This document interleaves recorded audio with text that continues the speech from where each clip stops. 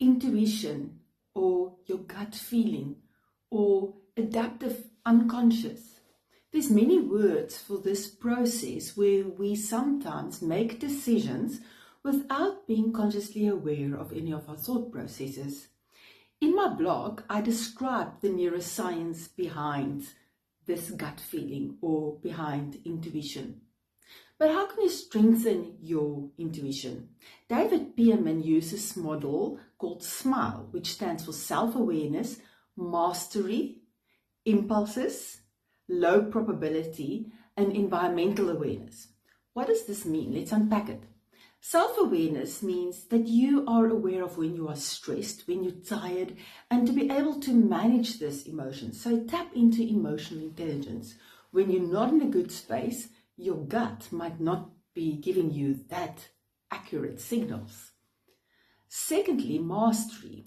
We need to know, again, it linked with the self-awareness and also getting better at things. So mastery reflects both the improvement of your emotional regulation, emotional intelligence, but specifically also content expertise. The more you know about something, the more you can trust your gut. The more you have been exposed to a similar experience, the more you can trust your gut or the intuition.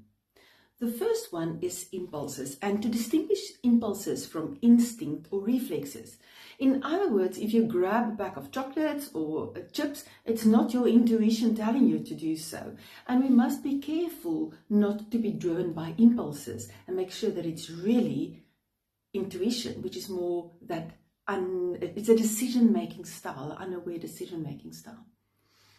The fourth aspect is low probability. That links to mastery in the sense that if you have not had experience, or if it's a low probability event or a black swan event, you cannot necessarily trust your intuition. Intuition works on pattern recognition. So in your brain, you need a previous exposure and previous learning for that patterns to be there that you can recognize. So if something is merely a coincidence, a low probability event, you cannot say it's intuition, it's merely coincidence.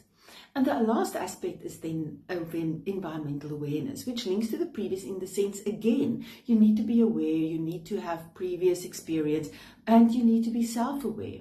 And obviously, if it's environments where you have more exposure and more expertise in, your intuition will be better. So perhaps part of this is really to put you out there and to be more aware and mindful of your experiences on a day-to-day basis and to reflect consciously on it to strengthen this neural networks that's in underlying intuition. Just a word of warning again. Remember, you can't always trust your gut feeling. It might be biased.